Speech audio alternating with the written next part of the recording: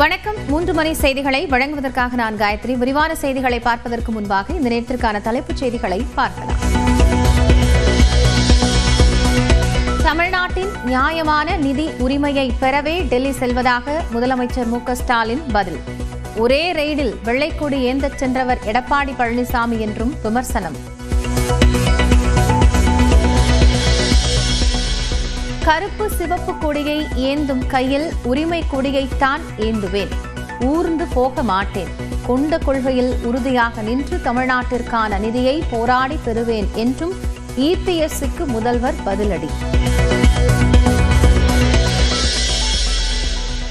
நீலகிரி, கிருஷ்ணகிரி, தர்மபுரி, திருப்பத்தூர், வேலூர், ராணிப்பேட்டை, திருவள்ளூர் ஆகிய மாவட்டங்களில் இன்று கனமழைக்கு வாய்ப்பு. சென்னை வானிலை ஆய்வு மையம் கணிப்பு. அரபிக்கடலில் இன்று மாலை குறைந்த காற்றழுத்த தாழ்வு பகுதி உருவாக வாய்ப்பு. வடக்கு பகுதியை நோக்கி நகரும் என்பதால் தமிழ்நாட்டிற்கு பாதிப்பு இல்லை. உள்ளாட்சி அமைப்புகளில் காலியாக உள்ள தலைவர், கவுன்சிலர் உள்ளிட்ட பதவிகளுக்கு தேர்தல் நடத்த இடைக்கால தடை. புகைப்படத்துடன் கூடிய வாக்காளர் பட்டியல் வெளியிடப்பட்ட பிறகு இடைக்கால தேர்தல் நடத்தவும் உயர்நீதிமன்ற கிளை உத்தரவு. ஒருவரின் சித்தாந்தத்திற்காக அவரை சிறையில் அடைக்க முடியாது என உச்சநீதிமன்றம் கருத்து.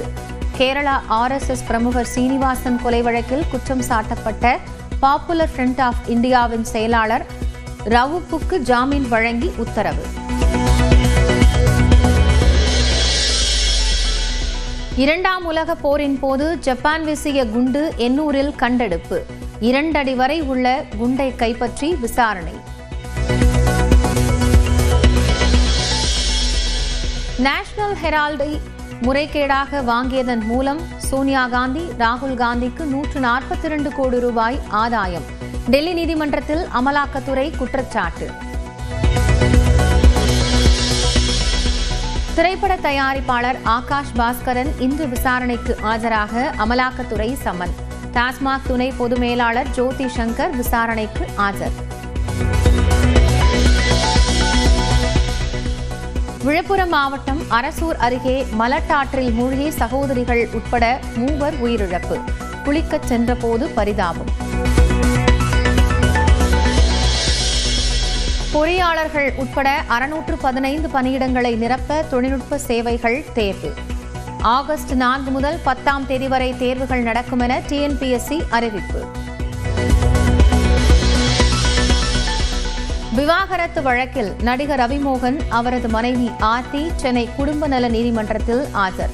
மாதம் 40 லட்சம் ரூபாய் ஜீவனாம்சம் தர வேண்டும் என ஆர்த்தி கோரிக்கை.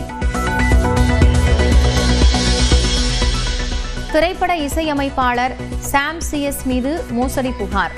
25 லட்சம் ரூபாய் பெற்றுக்கொண்டு இசையமைக்கவில்லை என தயாரிப்பாளர் குற்றச்சாட்டு.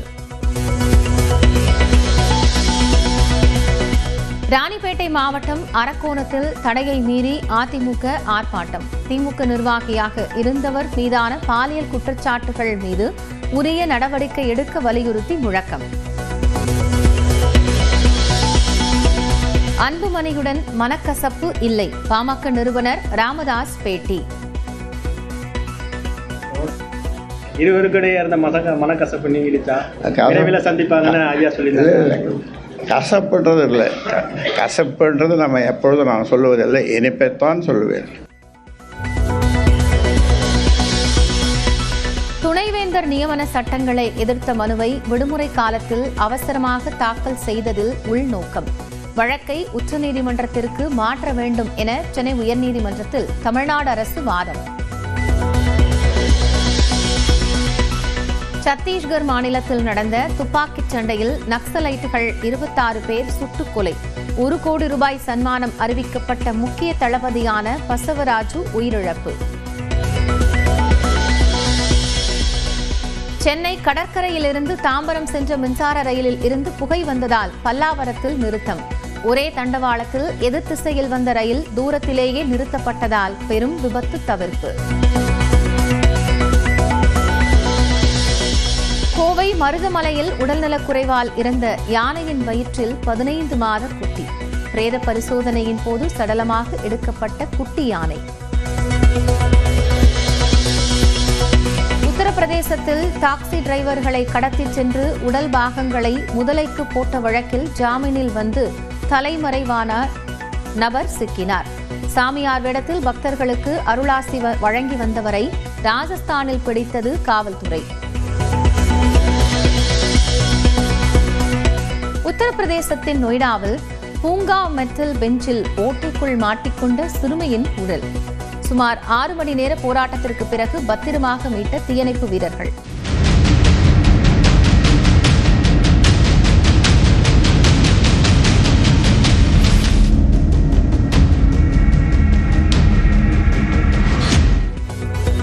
நீலகிரி, கிருஷ்ணகிரி, தருமபுரி, திருப்பத்தூர் உள்ளிட்ட 7 மாவட்டங்களில் இன்று கனமழைக்கு வாய்ப்பிருப்பதாக வானிலை ஆய்வு மையம் தெரிவித்துள்ளது. கேரளாவில் அடுத்த 3 அல்லது 4 நாட்களில் தென்மேற்கு பருவமழை தொடங்குவதற்கான வாய்ப்பு இருப்பதாக கூறியுள்ள சென்னை வானிலை ஆய்வு மையம், தமிழ்நாட்டின் ஒரு சில பகுதிகளிலும் தென்மேற்கு பருவமழை தொடங்கும் என குறிப்பிட்டுள்ளது. மேலும் மத்திய கிழக்கு அரபிக்கடலில் உருவான வளிமண்டல மேலடுக்கு சுழற்சி இன்று மாலை குறைந்த காற்றழுத்த தாழ்வு பகுதியாக உருவாக்கக்கூடும் என கணிக்கப்பட்டுள்ளது. வடகர்நாடக கோவா கடலோர பகுதிகளை ஒட்டிய மத்திய கிழக்கு அரபிக்கடல் பகுதிகளில் இன்று காலை ஒரு வளிமண்டல மேலடுக்கு சுழற்சி உருவாகியுள்ளது. இதன் காரணமாக அடுத்த 12 மணி நேரத்தில் அதே இடத்தில் ஒரு காற்றழுத்த தாழ்வு பகுதி உருவாகக்கூடும். இது வட திசையில் நகர்ந்து அதற்கடுத்த 36 மணி நேரத்தில் ஒரு காற்றழுத்த தாழ்வு மண்டலமாக வலுப்பெறக்கூடும். இந்த காற்றழுத்த தாழ்வு மண்டலத்தால் தமிழகத்திற்கு நேரடி பாதிப்புகள் இல்லை என்றாலும் கடந்த சில நாட்களாக பெய்து வரும் பரவலான மழையின் தீவிரம் அடுத்து வரும் 3 நாட்களுக்கு சற்று குறையக்கூடும். இந்நிலையில் நீலகிரி, கிருஷ்ணகிரி, தருமபுரி, திருப்பத்தூரில் இன்று கனமழைக்கு வாய்ப்பு இருப்பதாக வானிலை ஆய்வு மையம் தெரிவித்துள்ளது. அதேபோன்று வேலூர், ராணிப்பேட்டை மற்றும் திருவள்ளூர் மாவட்டங்களிலும் இன்று கனமழை பெய்யக்கூடும் என கணிக்கப்பட்டுள்ளது. மேலும் தமிழ்நாட்டின் ஒரு சில பகுதிகளில் ஒரு வாரத்திற்கு மிதமான மழை பெய்யும் என்றும் வானிலை மையம் குறிப்பிட்டுள்ளது.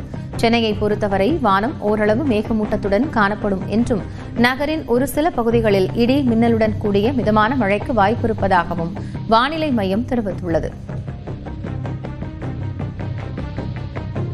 தமிழ்நாட்டிற்கான நியாயமான நிதி உரிமையை பற்றி பேசவே தான் டெல்லி செல்ல உள்ளதாகவும் எதிர்க்கட்சித் தலைவர் எடப்பாடி பழனிசாமிக்கு இதனை கண்டு ஏன் வலிக்கிறது என்றும் முதலமைச்சர் மு.க.ஸ்டாலின் கேள்வி எழுப்பியுள்ளார். இது தொடர்பாக தனது எக்ஸ் பக்கத்தில் கருத்து பதிவிட்டுள்ள முதலமைச்சர் மு.க.ஸ்டாலின், பாஜகவுடன் கூட்டணி கிடையாது என்று அடித்துச் சொன்ன நாக்கின் ஈரம் காய்வதற்குள் ஒரே ரெய்டில் புலிகேசியாக மாறி வெள்ளைக்கொடி ஏந்தச் சென்ற பழனிசாமிதான் வெள்ளைக்கொடி ஏந்தியதாக பேச கூசவில்லையா என கடுமையாக சாடியிருக்கிறார்.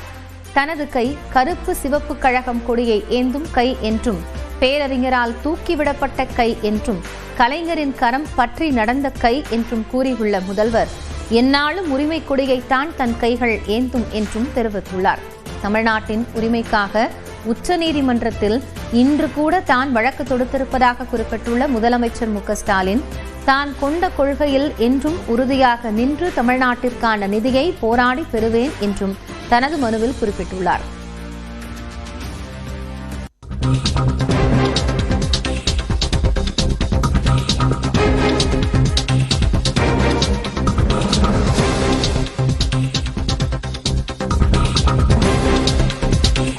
மருதமலையில் உடல்நலக் குறைவால் உயிரிழந்த பெண் யானையின் வயிற்றில் ஆண் யானை குட்டியின் சடலம் இருந்தது கண்டுபிடிக்கப்பட்டிருக்கக்கூடிய நிலையில் இந்த விவகாரம் தற்போது பேசுபொருளாக மாறியிருக்கிறது. இதுகுறித்து விளக்கம் அளித்திருக்கக்கூடிய மருத்துவர்கள், ஸ்கேன் வசதி போதிய அளவில் இல்லை என்று தெரிவித்திருக்கிறார்கள். விவரங்களை செய்தியாளர் சுரேஷிடம் கேட்கலாம். சுரேஷ், இறந்த யானையின் அந்த பிரேத பரிசோதனை அடிப்படையில் 15 மாதம் அந்த யானைக்குட்டி அப்படிங்கிறது உயிரோடு அது உள்ள இருந்திருக்கு அப்படிங்கிறது தெரிய வந்திருக்கிறது. ஆனால் ஸ்கேன் வசதி இல்லைன்னு மருத்துவர்கள் தரப்பிலிருந்து சொல்லப்படுகிறது. காரணங்கள் என்ன? காயத்ரி, கடந்த கோவை மருதமலை பகுதியில் கடந்த 4 நாட்களாக பெண் காட்டு யானைக்கு சிகிச்சை அளித்து வந்தாங்க. அது நேற்று இறந்தது. அதன் அடிப்படையில் பார்த்தீங்கன்னா தற்போது உடல்குறு ஆய்வு நடைபெற்று டாக்டர் கால்நடை மருத்துவர் சுகுமார் தற்போது விளக்கம் அளித்திருக்காரு. உயிரிழந்த பெண் யானை வயது 17 - 18 வரை இருக்கலாம் என சொல்லியிருக்காங்க. மேலும் யானைக்கு இருதய பாதிப்பு கண்டறியப்பட்டது. இருதய பாதிப்பு காரணமாக யானையின் கல்லீரல் மற்றும் தசைப்பிடிப்பு உள்ளிட்ட இருக்கு அப்படிங்கிற மாதிரி சொல்லியிருக்காங்க. அதே மாதிரி காட்டு யானையோட உடல்ல வந்து உடல்கூறு ஆய்வு பண்ணும்போது உள்ள வந்து 15 மாதம் காணக்கூடிய ஒரு பெண் குட்டி யானை வந்து இருக்கிறது வந்து தெரிய வந்திருக்கு. ஆண் இருக்கிறது தெரிய வந்திருக்கு. அதனால மருத்துவருடைய வந்து பாத்தீங்கன்னா பெரிய அதிர்ச்சி ஏற்பட்டுள்ளது. அதே போல பாத்தீங்கன்னா சோமயம்பாளையம் ஊராட்சிக்கு உட்பட்ட பகுதியில வந்து குப்பை கிடங்குல வந்து அதிக அளவுல இந்த யானை உணவா சாப்பிட்டனால உள்ள இருக்கிற பிளாஸ்டிக் கழிவுனாலதான் இந்த பாதிப்பு ஏற்படுத்திருக்கு அப்படிங்கிற மாதிரி சொல்லியிருக்காங்க. அதே போல தொடர்ந்து வந்து 4 நாட்களாக வந்து காட்டு யானை வந்து சிகிச்சை அளித்து வந்த நிலையில உள்ள குட்டி இருப்பதை வந்து கண்டறிய முடியல. அதுக்கு என்ன காரணம் அப்படின்னு கேட்கும்போது ஸ்கேன் வசதி அந்த மாதிரி முறைகள் நம்மகிட்ட இல்ல. ஒரு ஒரு யானை வந்து பாதிக்கப்படும் போது அதோட பிரச்சனைகள் என்னங்கிறத பார்த்துட்டு அதுக்கப்புறம் தான் நம்ம மூவ்மெண்ட் பண்ண முடியும் அப்படிங்கிற மாதிரி சொல்லியிருக்காங்க. அதே போல பாத்தீங்கன்னா இப்ப அந்த காட்டு யானையை வந்து உடல்கூறு ஆய்வு பண்ணி இப்ப வந்து பிரேத பரிசோதனை பண்ணிட்டு இப்ப குழியில இப்ப வந்து இறக்கி அதுக்குண்டான வேலைகள் தற்போது நடைபெற்று வந்துட்டு இருக்கு. காயத்ரி. சுரேஷ், இப்போ கடுமையான ஒரு உடல்நல குறைவு ஏற்பட்டு அதுல நிறைய வலிகள் இருந்திருக்கிறது. அந்த நேரத்துல அது பிளாஸ்டிக் கழிவுகள் உள்ள வந்து ஒரு சிசு இது மாதிரியான பலரான வேதனைகள் அந்த யானைக்கு இருந்திருக்கு.